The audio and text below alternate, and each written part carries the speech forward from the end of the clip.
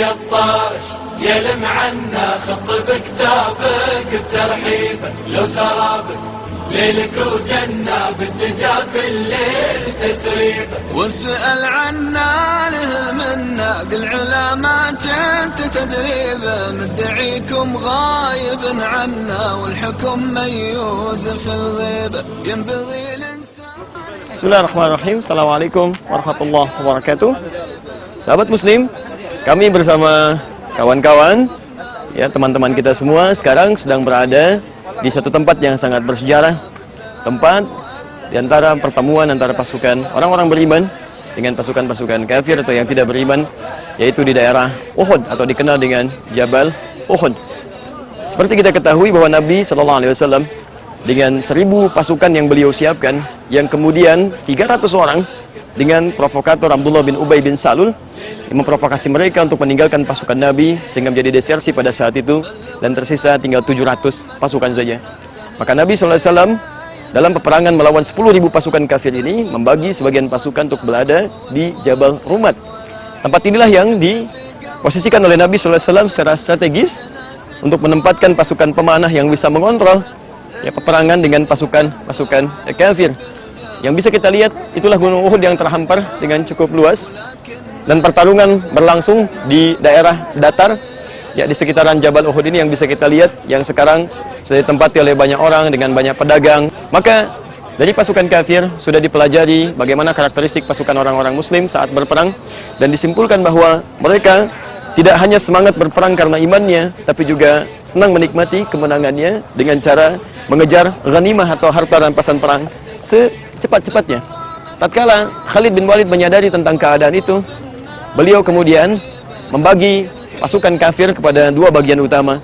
Pasukan kecil yang mengatasi pasukan-pasukan Nabi SAW untuk memancing mereka turun, maka turunlah mereka mengejar ghanimah atau harta rampasan perang. Sementara Khalid bin Walid memimpin pasukan besar untuk berbelok arah ke arah petunjuk yang saya tunjukkan ini. Dia berbelok kemudian naik ke atas dan menguasai tempat yang telah ditinggalkan tadi. Maka dihujanilah pasukan muslim dengan panah-panah yang luar biasa, sampai Rasulullah SAW juga terjatuh dalam peperangannya. Kemudian sebagian dari gigi beliau retak, dan bahkan diisukan beliau meninggal dunia pada saat itu. Maka dimanfaatkanlah situasi oleh pasukan kafir, termasuk Wahsy yang disiapkan oleh Hindun, untuk bisa mengarah dan menyasar satu seorang pejuang paman Nabi SAW, yaitu sahabat Hamzah radhiyallahu ta'ala anhu.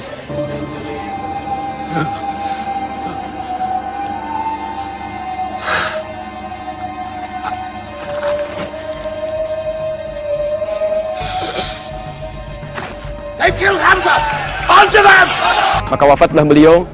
Kemudian secara singkat karena punya dendam luar biasa, lalu dibelahlah dadanya, diambil hatinya, lantas dikunyahlah pada saat itu.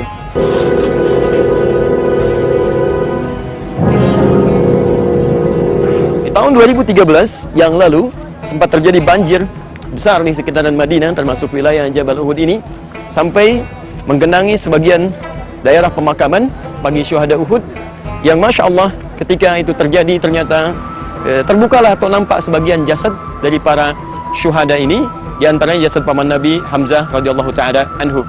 Dan gubernur Madinah pada saat itu mengundang para ulama untuk meminta fatwa bagaimana tentang posisi jasad ini yang telah bergeser dari tempatnya, apakah dikembalikan ke tempat semula atau tetap di tempat bergesernya. Dan Masya Allah ketika para ulama menyimpulkan untuk dipindahkan kembali ke tempat asalnya dan akan diangkat dipindahkan, selain jasadnya masih utuh selama belasan abad yang lalu, dan juga terjadi peristiwa yang sangat luar biasa. Jasad sahabat Hamzah radhiyallahu ta'ala anhu ketika akan dipindahkan, ternyata dari dada yang terbelah itu masih keluar darah segar yang ditampilkan oleh Allah Subhanahu wa taala sebagai ibrah untuk kita semua. Quran surah ketiga Ali Imran ayat 169. Wala tahsabanna alladziina qutilu fi sabilillahi amwat bal ahya'un 'inda rabbihim yurzaqun. Jangan Anda kira bahwa setiap yang wafat di jalan Allah wafat begitu saja, tapi Allah akan hidupkan kembali mereka di alam kuburnya dengan suasana yang lebih indah, dengan limpahan nikmat yang lebih berkah. Inilah Uhud dengan segala gambaran peristiwanya.